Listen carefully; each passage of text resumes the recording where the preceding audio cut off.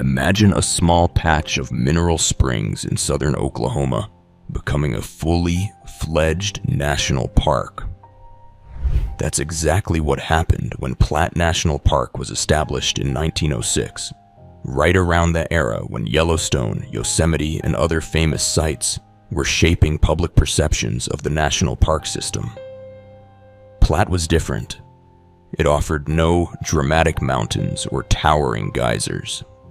Instead, its claim to fame lay in mineral-rich springs that local tradition held could cure various ailments. Over the years, Platt National Park attracted visitors seeking healing waters, scenic picnic spots, and a convenient place to camp. Eventually, though, the site changed course, merging into the Chickasaw National Recreation Area and losing its national park label. Let's explore how that story unfolded. Long before it was a park, the region around Sulphur, Oklahoma was known for springs that the indigenous tribes valued for their reputed health benefits.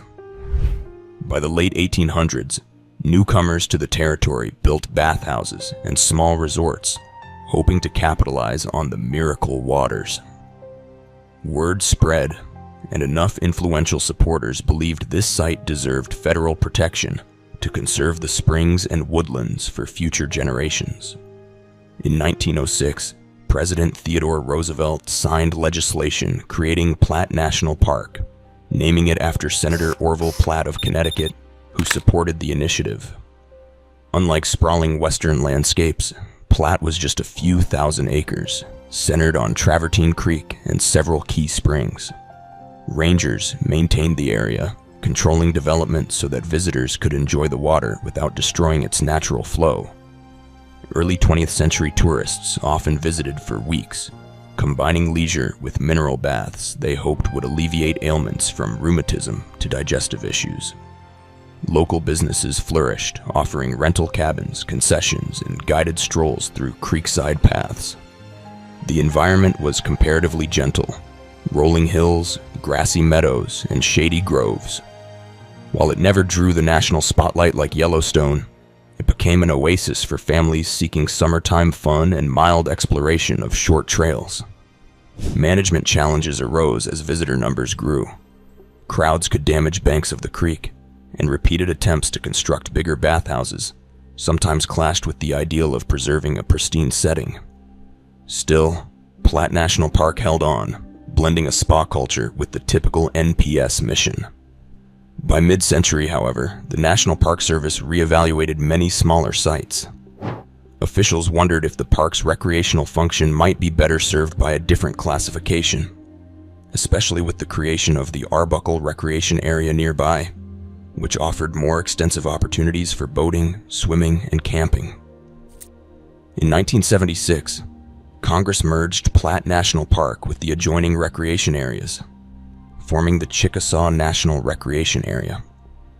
This merger recognized that visitors wanted not only springs, but also a broader array of water-based pursuits.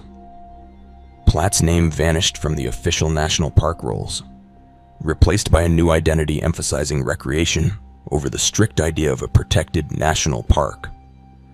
Some called it a loss of status, but the park's core features, mineral springs, waterfalls along Travertine Creek, remained under federal custody, just in a more flexible arrangement for recreational development. Today, if you wander through the Chickasaw National Recreation Area, you can still find echoes of Platt's National Park days. Stone bridges, trails built by the Civilian Conservation Corps, and historical markers explaining the mineral water's role in local lore. Instead of the hype that sometimes follows big national parks, you'll find a relaxed atmosphere appealing to anglers, swimmers, and day trippers from nearby towns. The reclassification didn't erase Platt's legacy. It simply reshaped it to cater to larger crowds and broader uses. Ranger stations highlight both the old Platt story and the subsequent expansions that integrated Lake of the Arbuckles and other features.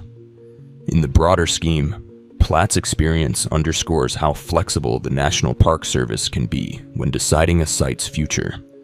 Some locations progress from national monument to national park, while others like Platt shift to a recreation area status. focusing on local tourism and multi-use enjoyment.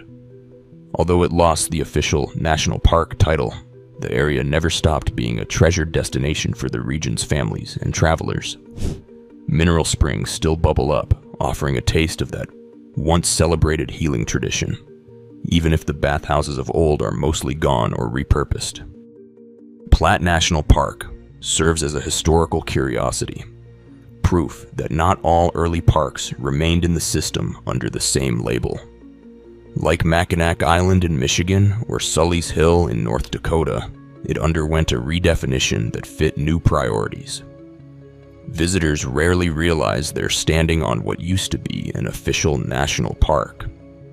Instead, they enjoy the shade of towering trees, the sound of water trickling over limestone, and perhaps a reminder that designations can change, but the essence of a place endures.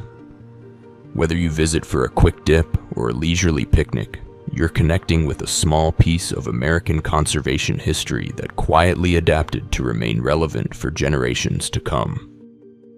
That wraps up our look at how a once official national park changed over time. Curious about other sites that shared a similar fate? We've explored Mackinac Island's short national park status, Sully's Hill in North Dakota, and more. Check out those videos in our series for more surprising stories of America's lost or rebranded parks. Thanks for watching, and remember, sometimes the name changes, but the land still holds its magic.